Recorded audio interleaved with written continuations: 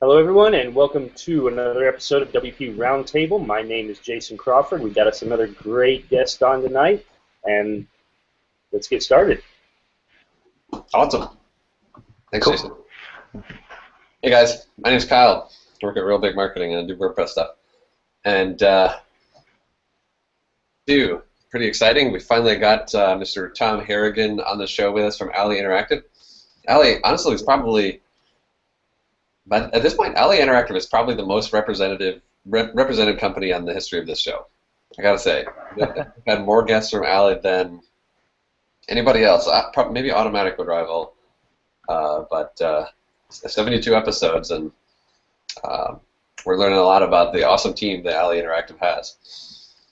So Tom is an important developer there and is involved in a lot of cool projects. We're going to learn a lot about those. So Tom, you want to just say hello and introduce yourself real quick? Sure, yeah. Hey, I'm Tom. I work at Alley. I'm in New York City. I'm a principal software developer here. We're a WordPress VIP agency. Work a lot on big media websites, large nonprofits, that kind of stuff. Yeah, who have we had on the show before? It's Matt Boynes, Dan Bile. Nicole has been on the show. Let's see, Nicole, Matt, and Dan. Who else? It's a pretty good lineup. Yeah. I feel like there was somebody else, but I'm not sure who. Yeah, we've been growing a lot recently, so I wouldn't be surprised if some newer hires have been on or will be on sometime in the future. Sure. Yeah. Well, it's a pretty awesome company, and we're excited to learn more about you. We're going to start off with our quick picks of the week. This is where everybody shares something that I just want everybody to know about. Typically that's new, maybe something new you came across or discovered or just think is worth checking out. So my pick of the week is, hey, it's football season, hooray! No, I'm just kidding. I am excited about football season, go Packers. But my actual pick of the week that I want you to check out is a blog post that I found that I just really enjoyed from a friend, former guest of the show, Chris Klosowski, was on last November as a guest. At the time he worked for GoDaddy. Now he works for Easy Digital Downloads as a co-lead developer. And he wrote a great post called How Writing One Plugin Changed My Lifestyle. He talks a lot about getting started in WordPress plugin development, and then goes into things like working remotely, working from home, and a lot of reflections on that. And I just really enjoyed the post, so I recommend you read it. I dropped a link on the Google Plus event, so check it out. That's my pick of the week. All right, I'll kick in here, and mine is fontastic.me. And I thought it was really cool. You can take your vector images, turn them into fonts, and call them as fonts instead of individual images. So that's my pick of the week. Go check it out. I'll throw it in somewhere sometime, hopefully in the show notes after this. I feel totally unprepared. At first I was thinking it was an image, and then I realized. But anyway, I don't know if anyone has ever said it in the past, but have you guys checked out Paw? It's a way to go and check out external APIs. Go and hit them directly. Oh. So it's more of a tool than a site or Can you anything. spell it? PAW. Oh, pot.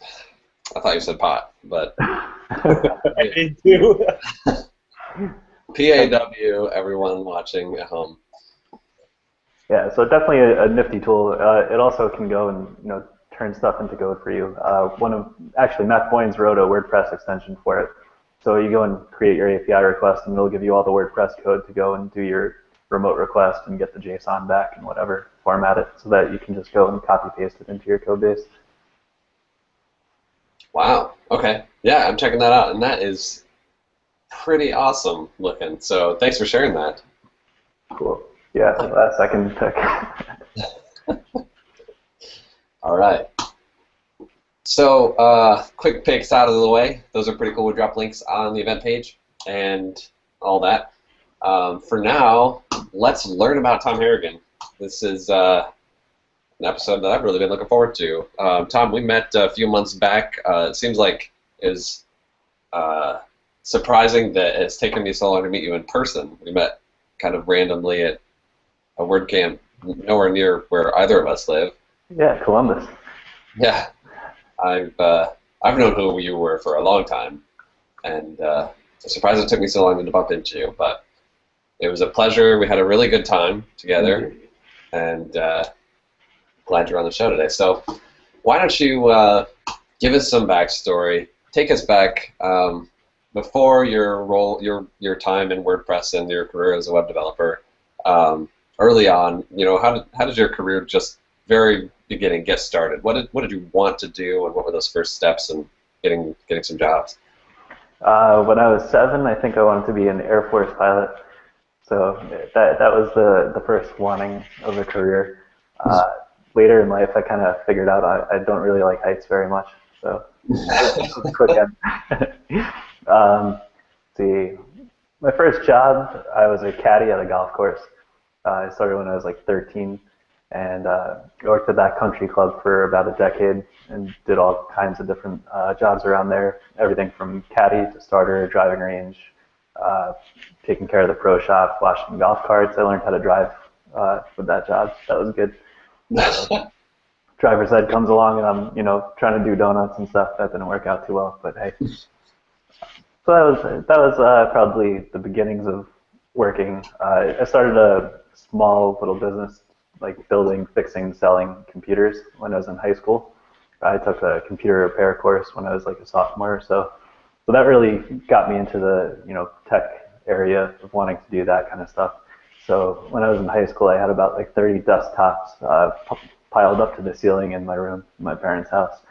So my parents didn't really care for that too much. So when I was going away to college, I kind of liquidated everything, sold it, and went to college for comp sci. So it was kind of inevitable that I would end up in something resembling what I'm doing now, I guess. Sure. Yeah, that's not too surprising. So you got your degree in computer science. What college? Yeah, I went to SUNY Geneseo. It's upstate New York, about 30 miles south of Rochester. Okay. And did you do any work, during college or immediately after that was interesting? Yeah, my first internship, I was working for a medical imaging company, so I was writing software for radiology equipment. So it was like my code was shooting x-rays at people. I had this one professor my sophomore year, and she said this comment which didn't really mean anything to me at the time, and it was, make sure that when you're writing your code, you don't have bugs such that when they occur, they will kill someone. And once I got that internship and I was working there, it really clicked and I understood it. Like if I have a bug, I'm gonna blast someone with a ton of radiation, and that's not gonna be good. So having a first step where your code is being audited by the government and other people and stuff to make sure that it passes certain guidelines, that was really a good experience. And being in comp sci, I think a lot of the foundation of a degree like that is really theoretical. So you're learning like time complexities of algorithms and stuff, but you're not learning so much how to work in a team, how to use version control, the software development lifecycle, that kind of stuff. So that first internship helped a lot with working in a team and learning the ins and outs of actually being in the industry. Oh, I can imagine. I think that my internship was just critical for getting me on the right track, and offers something that just like a classroom setting just can't. What was your internship? Oh, something web design, IT, whatever. I don't know. I was doing web design and graphic design, and eventually just kind of took over the whole technology and marketing department. But it was kind of a small company. Nice. But it was great.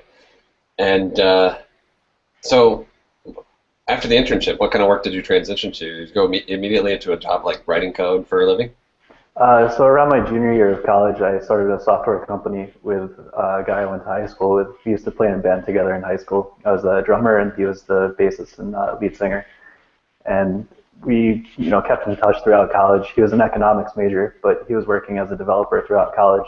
And so he was coding out of passion and, for money. And after I graduated, I moved right into his apartment. We had already started a company, and I was really learning a lot from him. And we were programming in Python, doing Django development, so web development. So it felt like he sort of took me under his wing since he just had, years of experience at that point, 2 or 3, 4 years of actual hands-on work with, clients and in a production environment. So me coming from that more theoretical background, it was really a good learning experience. And we're both doing development stuff, but we both had to go and wear all the different hats of the business, from bill collecting to getting next contracts and stuff. We're bootstrapping, so it was like 50% working on our startup and 50% doing consulting work. And our company, we're basically doing like white label Stack Overflows attached directly to your company's website. So now all of the content that exists on your clone of Stack Overflow is yours and benefiting you in the search engines. And you have direct access to those customers, so you can bring them directly into your sales funnel. Wow, fascinating. It was fun. It started off as just kind of like an experiment as to, can we build a Stack Overflow clone? Because at the time we both listened to the Stack Overflow podcast like all the time, and that was back when they were first starting out. So their podcast was more so talking about the gaming mechanics and what works, what doesn't, how to get your users to do the good actions that you want that make the online community better, rather than what we typically associate with an online forum where people are trolling and there's very low quality content. So, wow. Kind of a neat thing to go and turn into an actual business. So it still exists today. It kind of just runs itself. We automated everything. Turned out neither of us were very good at the sales and marketing aspects. We mostly just wanted to do development work. So once the product was done, it was kind of like, yeah, let's move on to the next thing. Yeah, that's funny, because that was one thing I was kind of curious about, is for both the software side and the consulting side. How were you, a couple of young guys in or shortly out of college, getting clients and customers? So for our startup, what we did was we wrote a Twitter algorithm that would go and find people that were peripherally interested into what we were offering.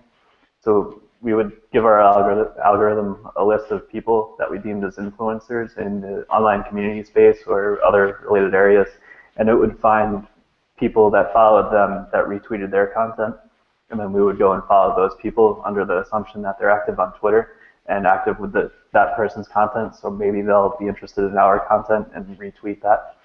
So that was kind of how we grew our base and got our first customers and stuff. Like AT&T is one of our customers. I'm pretty sure they still are. And I think they found us through Twitter. Like, we never actually had a call or a sales meeting or anything with them. One day they just signed up, and it's like, okay, great. That's crazy. Yeah, so that was fun. And then the consulting work, that's a good question, because I'm not totally sure where we got our clients from. We already had a couple when I had graduated, since my co-founder was already working for about a year. He was a year or so older than me. So he had moved to an apartment in Brooklyn, and then I just moved in the year after. So we had a couple projects that I had just jumped on board that were already in existence. And then we got this one big project called SpaJet, which never came to fruition. The guy that we were working for ended up getting busy or lost interest somewhere along the way. But through him, he gave us a couple leads and referrals and stuff for other Django projects that we ended up doing. And one of them, it was for this web application that would go and email people every day whenever domains were expiring that matched certain keywords that they had. I think it was called Domain Finder. Maybe it wasn't. But anyway, this woman wrote a book on WordPress for small business. And she had asked if I would be able to take on some of this work being generated from this book she wrote about WordPress. And she wasn't a developer, so she wasn't really capable of going and taking these leads and running with them. So I was like, yeah, sure, I can build WordPress sites, whatever. And I wasn't a WordPress developer at the time or anything. I was just a Python guy. So there was not too much of a learning curve, I guess. I already had the basics down and had used WordPress before in the past for like smaller sites like radio stations and stuff. So I just kind of hit the ground running with that, and I was like, yeah, sure, I'll start building some WordPress sites. Nice. So you're actually one of the few people who've come on here that actually have a computer degree or a degree in anything other than like chicken noodle soup and art and stuff. kind of curious. How do you think that's translated over, along with, I'm sure you know plenty of other people in the community who don't have computer-related or IT-related careers or college degrees, and how do you think that's related and benefited you in the career and in the web design world? It's a good question. So when I moved to Brooklyn and I was doing the contract work and stuff, I used to work out of a cafe a lot of the time. And I was sitting there one day, and I really just felt very incompetent for a while after I graduated. It was like most of my background was theoretical. I was like, well, I can tell you the time complexity of this algorithm, but tell me to program something, and I'm sitting there scratching my head a bit. And then one day it just really clicked. I was building this calendar application for like a yoga studio or something. And I was just like, I get how to program now. So it was just like this light bulb moment, and it felt very good because it was like, probably close to a year after graduating. It was like, I'm calling myself a programmer, but I don't really feel that confident in it. So that was a good moment. And as opposed to someone that's programming out of passion, I think those types of people had one up on me in the beginning, at least, because they were doing it because they loved it, and I did it because it was my degree. I mean, not to say I didn't like programming, I really did. I just wasn't any good at it in the beginning. So I don't think that having a degree or not having a degree really makes too much of a difference. I mean, having the foundations of what I learned in college is definitely beneficial. Like, I learned a ton, and I appreciate having that knowledge and background now. But as far as like hands-on, programming day to day, I think there's a lot that you just have to learn by doing it that you can't learn in a classroom setting. Wow. So one question. CSS? Because that's the scariest stuff in the world to me. I'm sorry, what did you say? I said, does that include CSS? Did you pick that up in school? Because that's scary to me. Oh man, when I started, so in high school I took a web development class, and they were literally teaching us table-based design. So, but like from a textbook, it's like, here's how you build a site using tables and putting all of your styles directly on the elements and stuff. So that was really gnarly, and CSS was great when that became part of my tool set. Nowadays, I mean, I always like CSS a lot. It's kind of like doing a Sudoku at the end of the day. It's like, oh, this is fun, maybe not incredibly challenging, but I feel like I'm being productive without totally blowing my brain out. So like usually when my energy levels are winding down a bit, if there's any front-end stuff that I have to do, like that's the time that I'll go and I'll start doing the CSS type work. How does that make you feel, Jason? A little low on the totem pole. I feel a little inadequate now. No, I mean, I just find it fun and something that I'm not just like banging my head against the wall doing. Like, I love doing it, and I wouldn't mind spending all day working on CSS and front-end code. Yeah. I don't know. I'm sorry if I rubbed you the wrong way on that. No, I didn't mean anything bad by it. I get what you're saying, though. It's definitely CSS is. No one can argue that CSS as a whole, being great at CSS is really simple.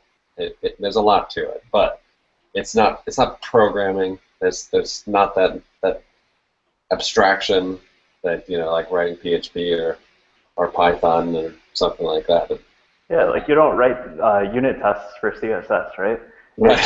You go and you refresh your browser and it either works or it doesn't, It's very easy to tell if you did it right or not. Where with PHP, you're like, oh, I missed this edge case, And you can go and be tinkering on lines of code forever. And I feel like CSS is a bit more of immediate feedback. Yeah, that's true. So one of my favorite questions to ask, we ask practically everybody. Projects gone wrong, nightmares from the past. Tell us about those things that from the back in the dark days that you're just like, oh, that was such a nightmare. I'm so glad I'm done with that. Tell us about some of those. Okay, yeah, I could probably think of a few. So I was working at this dating startup in Dumbo over in Brooklyn. It was called How About We, and they got bought by Match.com, OkCupid. But I was their one WordPress developer, and all of the development team, they were all Ruby developers. So I was kind of like, I was with the developers, but I was in a totally different language. So it was kind of just me there working on that stuff. We also had a consulting firm based out of Texas that was there before I came. So in the beginning, they were there as well. But we're launching this new site where it was an old site being migrated from Drupal to WordPress, and it was called Nerve.com. And Nerve was a magazine for like 10 years or so before it got acquired by How About We. And I, worked through the whole migration. Everything was ready to go, and it's time to flip the switch. And we flip the switch, and it redirects Nerve.com to the WP admin login page. So like, here's the site that's doing about 6 million monthly visitors, and I go and I redirect them to a login page without any content. So that was kind of frustrating because it was all working and testing. I had my host file directed to the server, making sure that everything was resolving properly beforehand.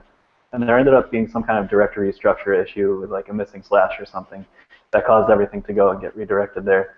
And like, it wasn't an issue on our end, it was with the hosting company.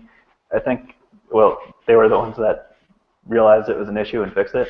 So after a couple hours, they figured it out, and we finally went live.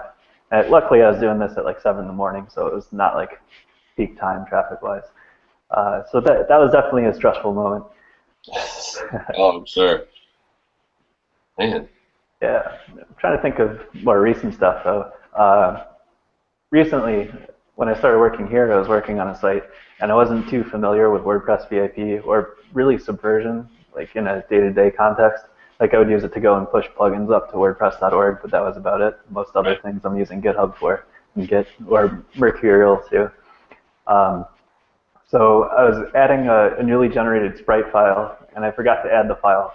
So I added my CSS with all the changes, but now it's referencing this out-of-date sprite file. So every CSS image on the site was now broken because it was referencing an incorrect coordinate. So put that up to production, and that was kind of a facepalm moment.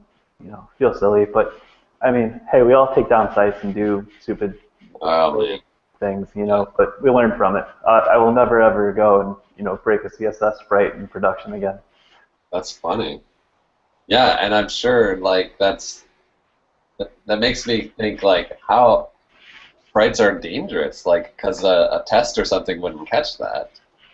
Your continuous integration isn't going to say that it's not mapping to something that looks good on this sprite, right?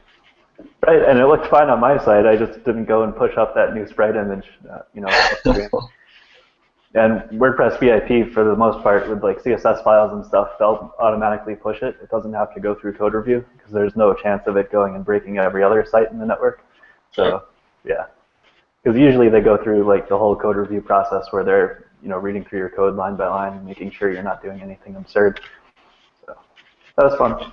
Yeah. Yeah. Good job. Lessons learned. And funny that you, when asked about nightmare projects, that both of yours are examples of like you making a mistake on the job, because so many, and we'll answer that with like, oh, I had this terrible client and they just like sucked my life away for this period of time, or just, but all about the lessons that you've learned, which is interesting.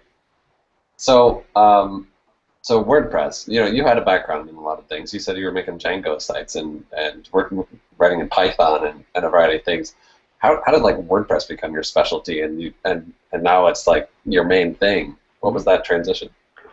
So like I mentioned before, when we had that client for Django projects who wrote that WordPress book, when I started talking to her, I was like, yeah, I can take these sites on for you. She gave me her subscription to Woo Themes.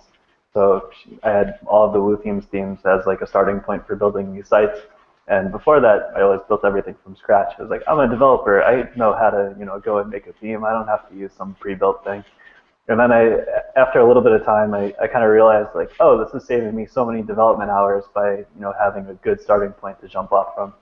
And I was usually using like either their Canvas theme or Simplicity. Unfortunately, Simplicity isn't a responsive theme. So that's a little bit of a limitation there, but Canvas was a fantastic starting point for a lot of sites, and using that to go and start building child themes off of. So I started developing sites with their themes for a while. eventually I got tired of wearing all those other hats of running a business besides the development thing, such as bill collecting. When I get to the point where I have to go and call people up and be like, look, if you don't put that check in the mail tomorrow, I'm going to show up at your place of work in the morning. That's not something I want to do. I don't feel good about that. That guy's not going to like me coming over there and, trying to collect on that check. So I kind of just realized I didn't like those other aspects of consulting and freelancing. So my friend said to me, hey, WooThemes has a position open for, a support ninja. And I was like, okay, yeah, that sounds cool. If I'm going to work for a company, it's going to be them. Otherwise, I'll, keep doing what I'm doing, I guess. So I talked to them, and it ended up working out. I was hired around like employee number 30 or something like that. Me and another woman named Maria, who's still there, were hired together, and 3 other people were hired in the same application group as us. There were like 300 applicants for that like round of hiring, so it was kind of insane. Yeah, can you imagine what it would be like to go and interview all those people? Gosh. Yeah. That'd be daunting. Yeah, it would be crazy. Not something I would ever want to do. So I got my foot in the door there as a support ninja. I would have, preferred to come in the door as a developer, but I really hadn't proven myself too much in the industry at that point. I did some small consulting stuff, but as far as building products and the kind of themes and plugins that they're making, up to that point, I'd never done any of that. So I just really wanted my foot in the door because it was a company that I viewed as being like the Microsoft of the WordPress world. So I had a lot of respect for them and their developers and employees and stuff. I used to read their blog like every time they had a new post out, I would look forward to a new post coming out, and followed a few of them on Twitter and stuff.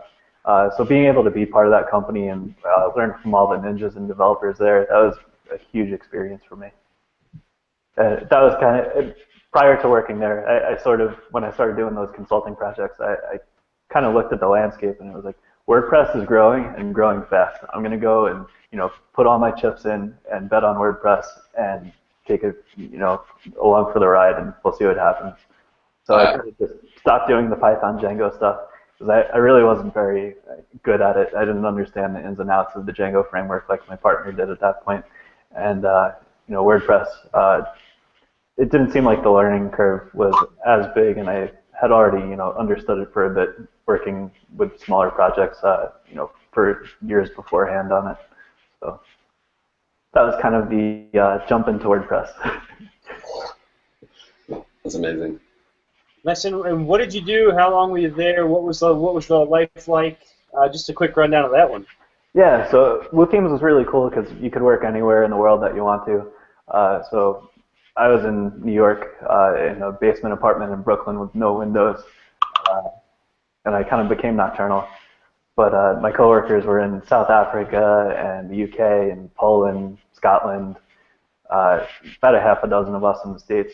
It was really cool working with people from all those different countries and cultures and backgrounds, languages.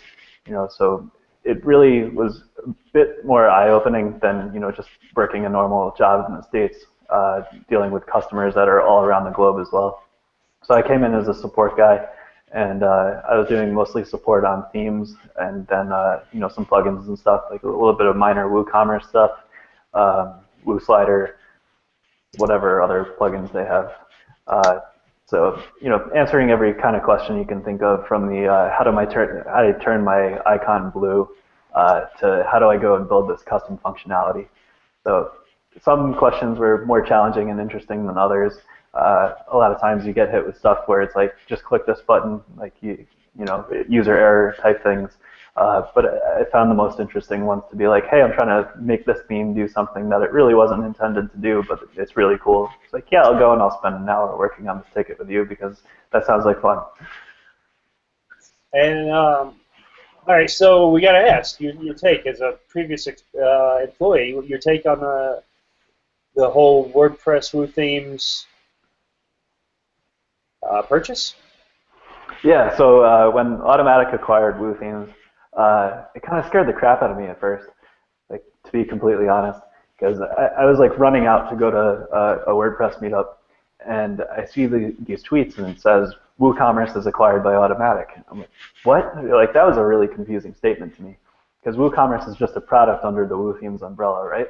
And you have a handful of guys that are developing WooCommerce, and the rest of the company is doing support and building themes and working on other plugins.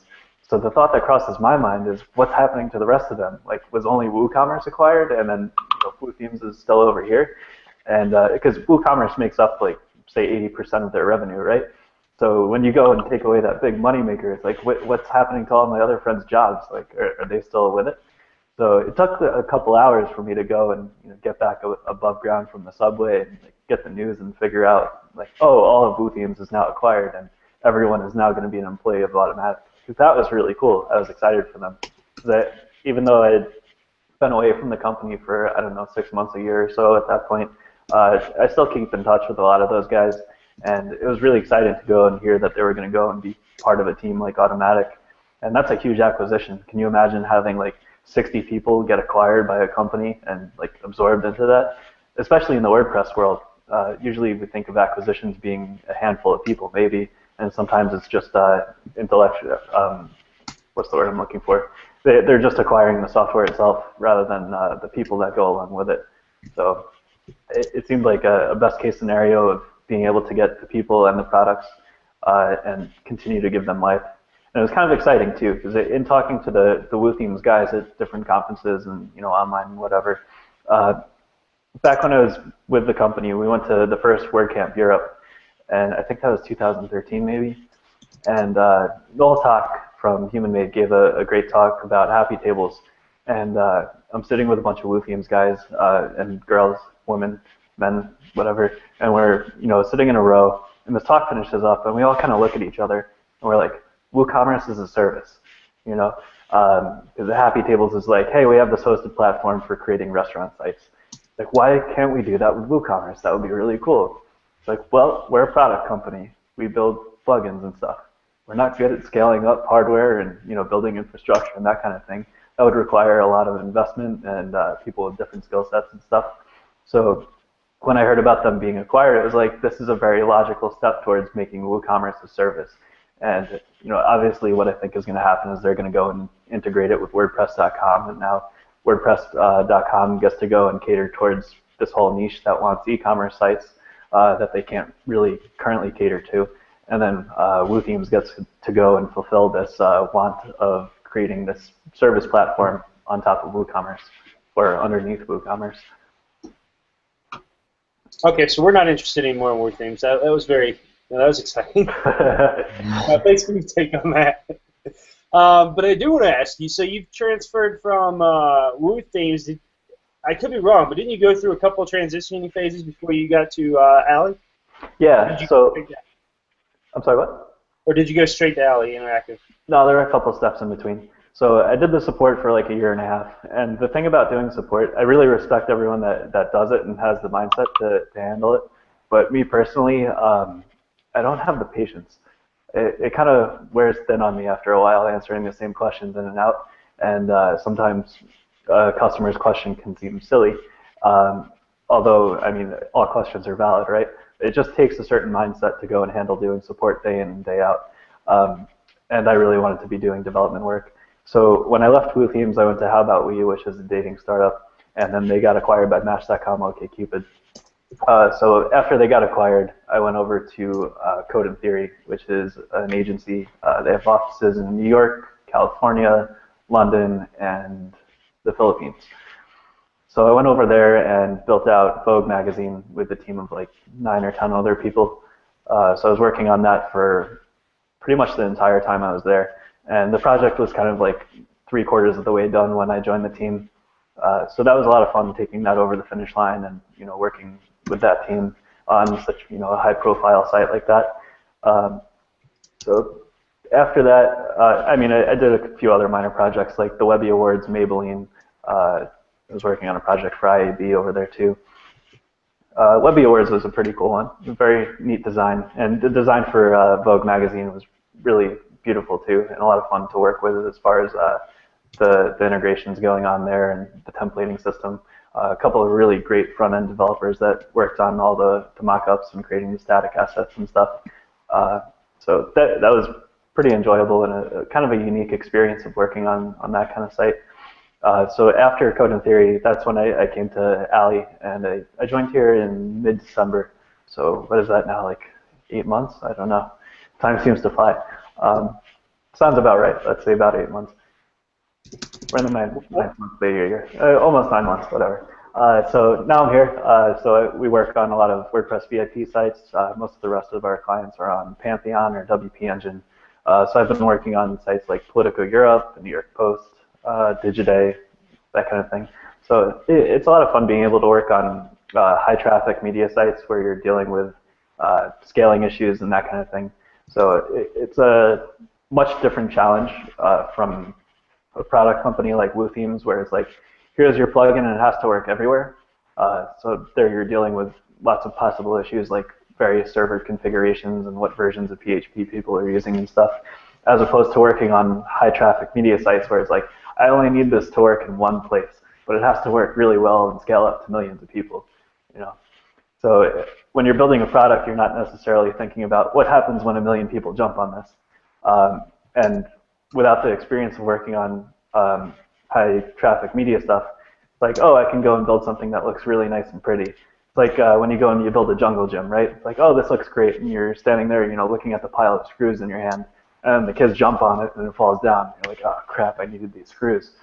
But then once you go and start to figure out the ins and outs and the fun aspects of caching and that kind of stuff, then it becomes a lot of fun to go and figure out how can I eke out a little bit of performance here and there and make these functions a little bit better and that kind of stuff. So I think it's a fun challenge working in the media sector, and getting hands on sites that are being viewed by tons and tons of people, and being able to say, oh, I worked on site X, and having my grandma actually recognize what it is.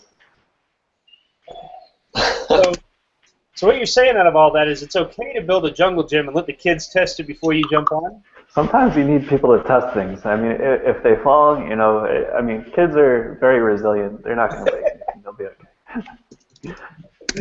Good thing Mark's not on tonight. Yeah.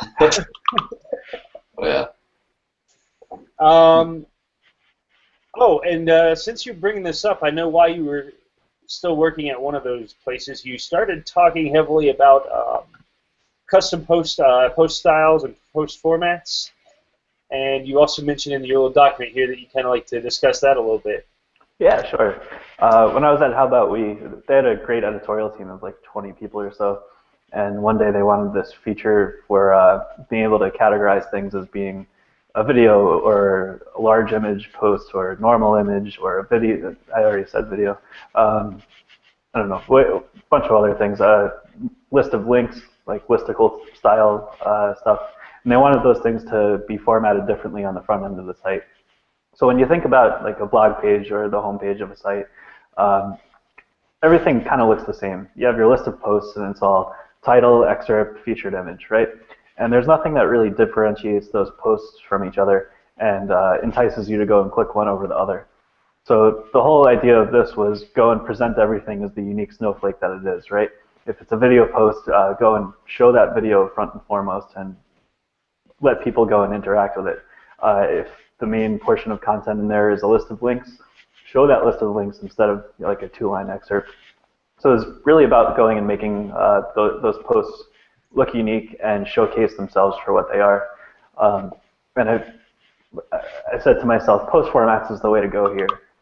But post formats is so inherently limited in what it is. And what post formats are is you get these like 9 different formats, which are like a chat format, an aside, a quote, an image, a gallery, a video. And you're stuck with those. You can't go and have a custom one. And who's really using a chat format to begin with, right? It kind of seems odd. So this functionality was built as like WordPress's way to go and compete with Tumblr, of having these short little blurbs of content that you're spitting out, right? Where the idea is that this post is solely an image, or this post is only a video. And I don't think that many people write content in that way, at least not at media companies. And at media companies, it's like, this is an article, but it's showcasing this video, or the main topic is this video. So it's not an article that is a video, it's an article that has a video. So I wanted to go and mold post formats into serving that use case. And I ended up rebuilding post formats as a custom plugin because post formats isn't extendable. You can't go and add your own. So something like that list of links or some of the other post formats that they wanted just aren't available in that predefined set of post formats. And I created a bunch of custom ones like Twitter embeds and any kind of O embed you can go and throw in there and have it go and showcase on the front of your site in that excerpt area where it would normally be. And then you go click onto it and you go into your normal full article, single page. And one cool thing that I did there was, since we had a WordPress multi-site going on, so we had like 4 sites showcasing content, and they wanted to be able to cross-post content back and forth.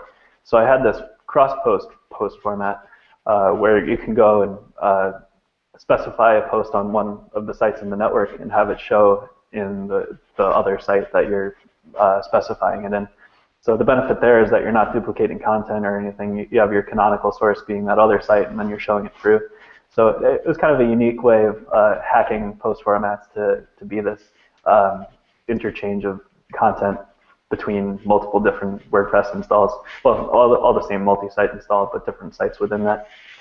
So that was kind of what I wanted post formats to be.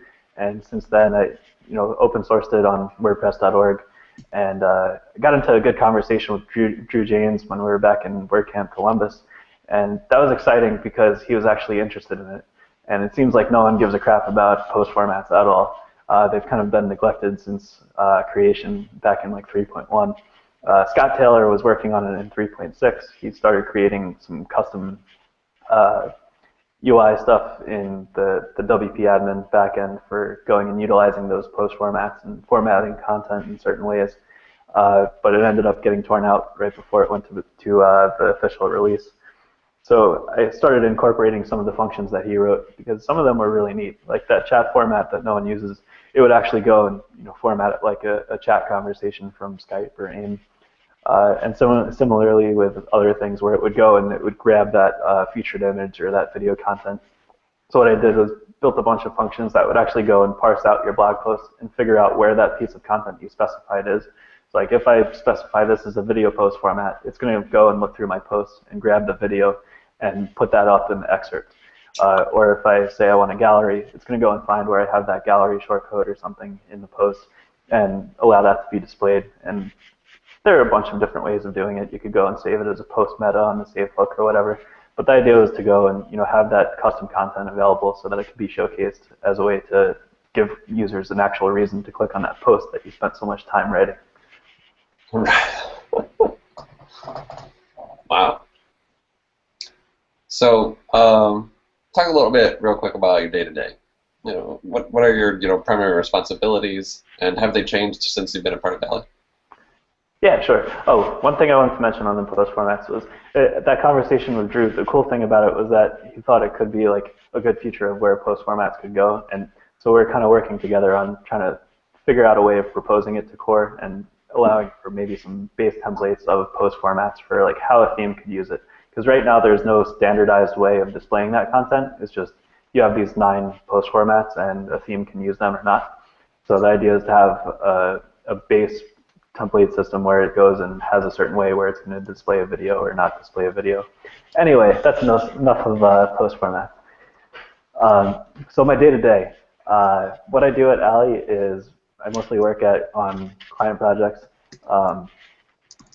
Right now I'm working mostly on Politico Europe. I just got back from a trip to Brussels on Thursday, so that was exciting. So we launched Politico Europe back in April, and now we're doing like a phase 2 of Politico Pro. So we did like a content launch last week, and we're doing like the paywall launch next week, so that's going to be pretty neat. I've done some cool stuff with the New York Post. I built out like a tournament bracket system for them, kind of like college basketball style, where you have the teams and they go and they face off and whatever, but all of the results are user generated, so you have a bunch of matchups and users get to vote on them, and then they go and proceed through the rounds to the finals. So it's a single piece of content, but it gives you a reason to go and interact with that content multiple times throughout the tournament cycle, right? And to go and share those matchups and what you voted on and that kind of thing. So it's content that stays relevant for the entire span of the tournament, rather than just, hey, I'm going to read this article and now I'm done with it.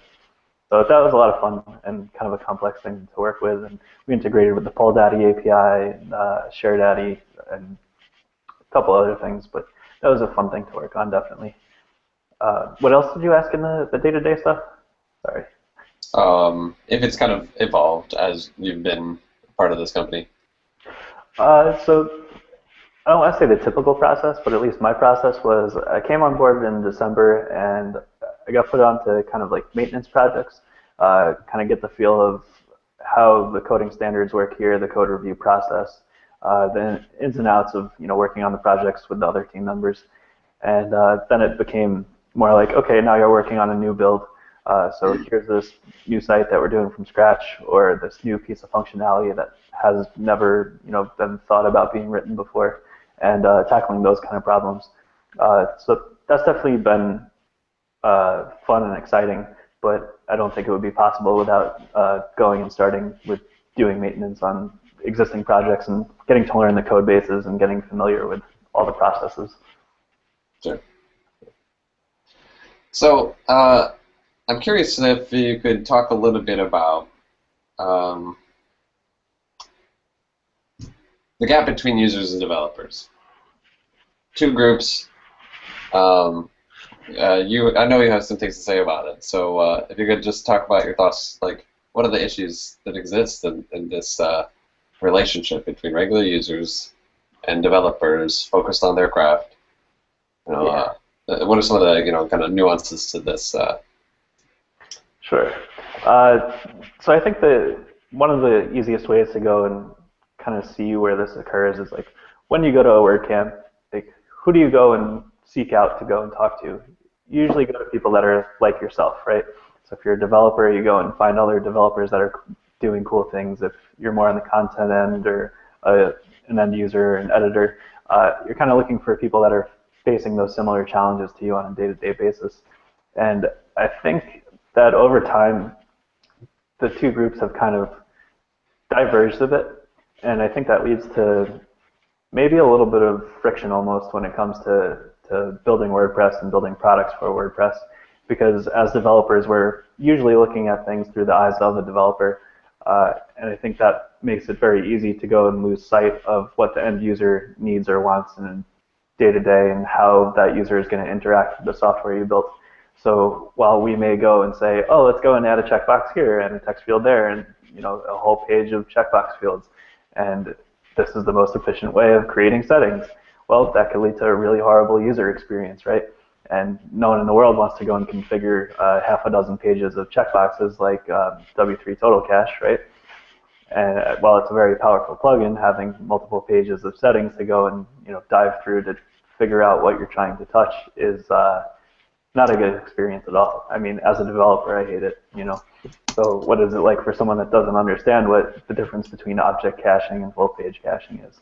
So I think that there have been things though that are catering a lot more towards users. Specifically, the what's that clean writing mode in WordPress called? Abstraction free? Yes. So I think that's great, right? That goes and creates a nice user interface for just writing content. And I think those are the type of features that are looking to go and make sure that WordPress developers are writing software for WordPress users. And I think lots of times WordPress developers aren't the ones using the software. We're building it and building it for people to use. But a lot of times we're not the ones that are using it day to day. And I'll talk to many developers and they'll tell me that they write on something like Medium or maybe Ghost or some other platform because they enjoy the experience more on the back end where it seems more streamlined and up to date and pretty, for lack of a better word, right? And it seems like the admin interface for WordPress itself has kind of been reluctant to change. The customizer is, a good step forward, and I think that's going to evolve over time.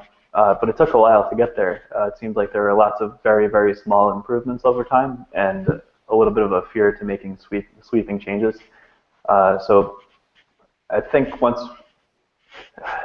of the issue is getting other people in the development cycle early on. So like having editors and end users and whoever else that isn't a developer involved in that development process, so that their needs are accounted for along the way, rather than just, hey, I'm going to build something and then go and show it to the end users when it comes time for user testing, and then possibly having to go and throw stuff out, like what kind of seemed the case when Scott Taylor's work with post formats had to get thrown out at the very end. Whereas maybe if a lot more people were involved in the defining phase of what had to get built to begin with to go and suit those users' needs, we could have ended up with something more robust and powerful and fully featured out of the gate, rather than having to go through this constant iteration process, because it's hard to get something right without input along the way through the entire process. Sure. Does that make sense? Yeah.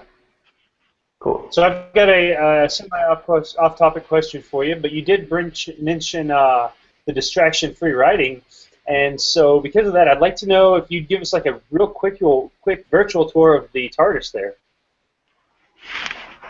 What does TARDIS have to do with distraction-free writing mode?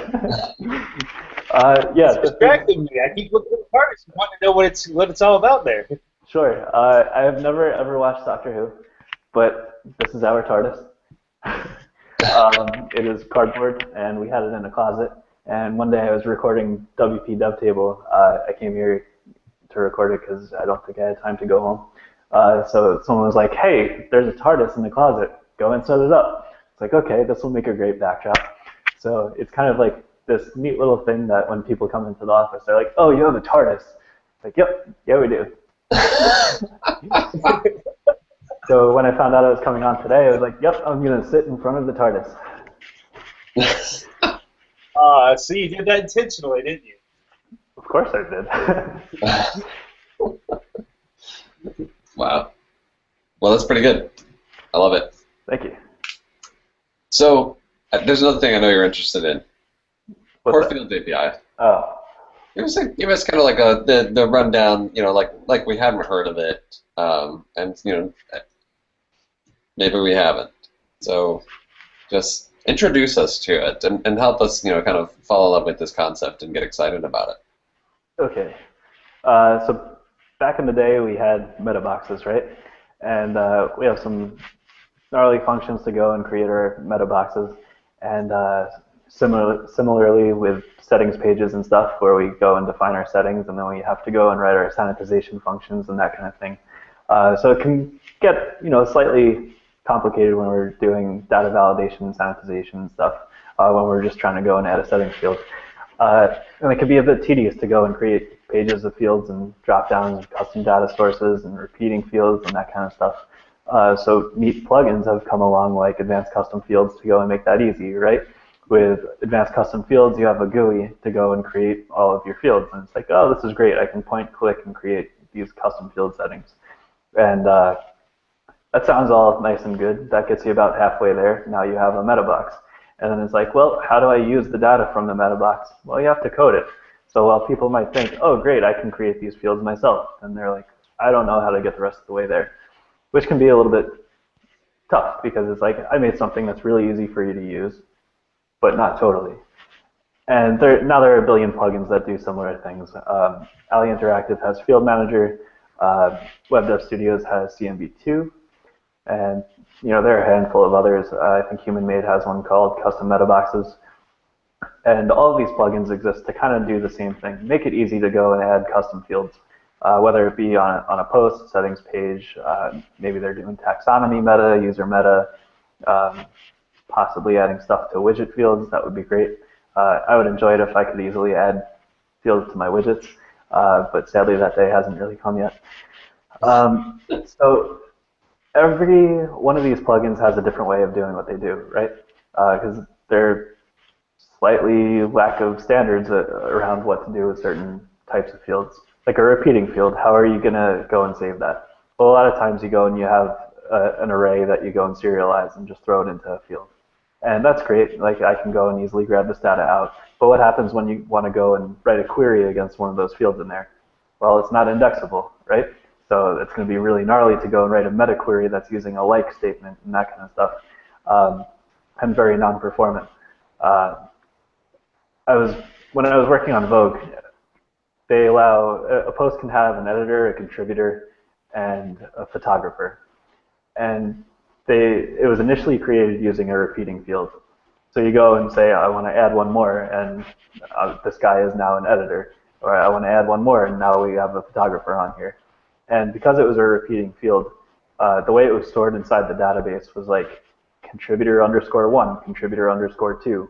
And if you're just going and throwing those into a loop and printing them out in the page, that was fine. But what happens when you want to go and create an author archive and say, I want to get all of the archive, all of the posts from author John?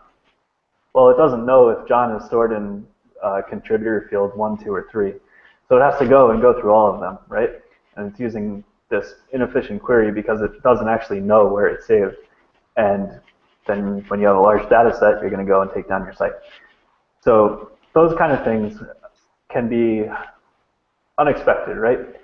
When you're going and creating your UI with a GUI, it's like, oh, this is really plain and simple to use. But if you don't understand how that data is being saved in the back end, you can make some very bad information architecture decisions very easily. So I think if we have a standard API, like what the Core Fields API hopes to achieve, then we know that all of the custom field plugins, whether it be ACF or Field Manager or CMV2, if they're all utilizing this Core Fields API, then we know that that data is being saved in a standardized way. So if I were to switch from ACF to CMV2, I know that I can still use my data in the same way, and then it's being stored in the same places in a consistent way.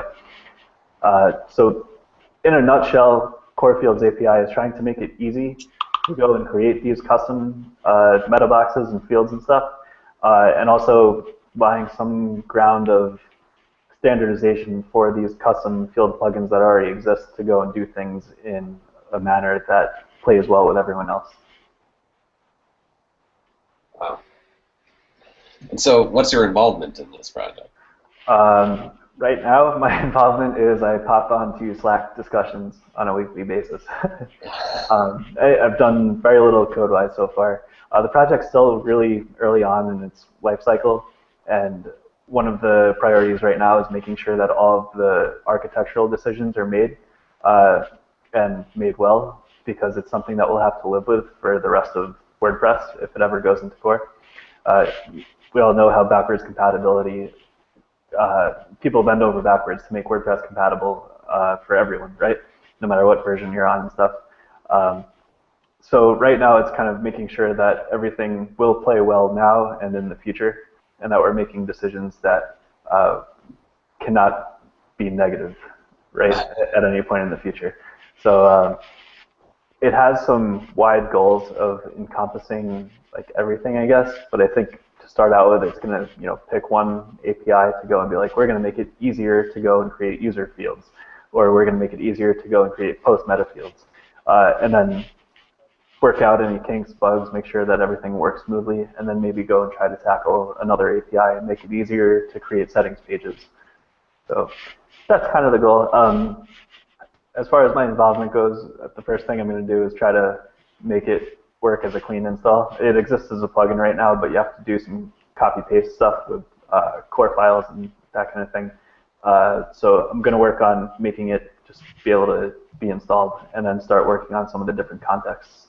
Like how does this play with saving a post meta field versus a user field versus whatever kind of field. Maybe down the road taxonomy meta fields, since we got the term splitting finally finished in the last, well, Boone George's played a huge part in that. So his work was really cool in the term splitting over the last few releases. Man. Yeah, I kind of ramble really fast, I'm sorry. Oh, it's a lot to cover, and we're only scratching the surface, and we're actually pretty much out of time now. Oh, no. We didn't even get to talk about a handful of subjects that we really, really wanted to discuss. It's a super bummer to me. So, yeah, I wanted to talk about a lot more, but well, it's been a blast getting to chat with you guys. Yeah, it's been really awesome, Tom.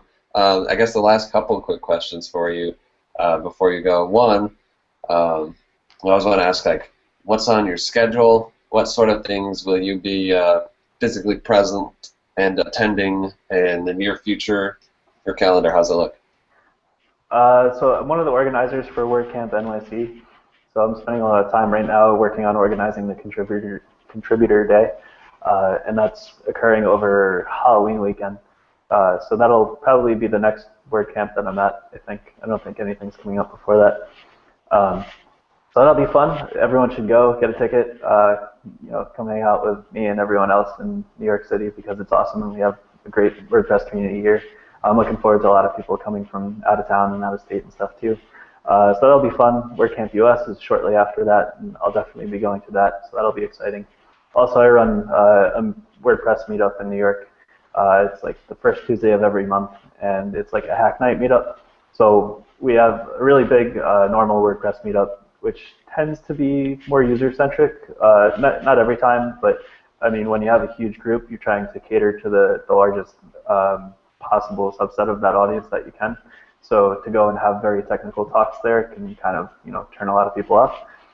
So I created this Hack Night meetup where we can kind of focus more on developer-oriented topics. So that occurs on the first Tuesday of the month, and then the regular meetup on the third Tuesday of the month. So that every 2 weeks there's a meetup going on, one more developer-centric and one more maybe user-centric. Nice. Okay. The last question that I have is recommendations for anybody that you think might be a good guest for us to invite on in the future. Yeah, cool. I think Eric Lewis would be a great one. He works at the New York Times, and he's a fantastic developer. Back before I started working on How About We, he and I were working on a New York Times project together, and he ended up being hired by the New York Times directly after that project. So he works with Scott Taylor, who would also be a great guest to have on, especially since he's leading the current release of WordPress. Those are some awesome recommendations. Neither have been on the show yet, have they? No. Okay, cool. No, I haven't even had an opportunity to meet either of them in person. So come to WordCamp NYC. They'll be here. I'll think about that. Yeah. Sweet. So I don't know if there's anything else that you wanted to kind of just share. It could be anything you want, or any questions that you wanted to answer that we really didn't get around to asking.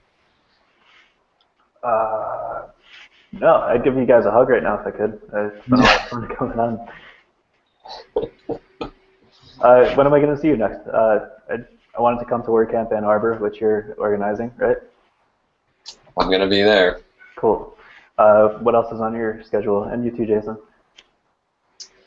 I'm going to be at Ann Arbor and US. I would be at a couple other camps, but I think both of them have been canceled or are really, really going to be, I don't know, different or delayed or something. But Ann Arbor and US I will 100% be at. And I'll go to Pressnomics next spring. I've got my ticket for that. Cool. And well, at least get to see WordCamp US. Yeah. Well, WordCamp US is going to be just a great, great time. Definitely. I'll try to make it the next one in South America if you want to come down. Cool. If I could take a train there, I would. That'd be cool. How about a boat? What's that? How about a boat instead of a train? Yeah, I would do a boat. Yeah, I looked into taking a boat when I was going to South Africa for Woo Themes. It would have taken 80 days because it has to stop in every port city. So I would have been cargo, right? Yeah, that's a long way. You can get a boat from like Florida to Colombia in just maybe a week, and cruise boats even. Yeah, that would be nice. I feel like the internet is very spotty on cargo ships. Good to know. All right. So lesson learned from today. That's my takeaway. Episode 72. Thanks a lot, Tom Harrigan, for joining us. Super, super interesting discussion. I wish that we could talk more because there's a lot more topics to cover, but that's for another day. Thanks a lot, guys. It's been fun. Thanks, Tom. All right. Thanks for joining us, Tom. Thank you. You too.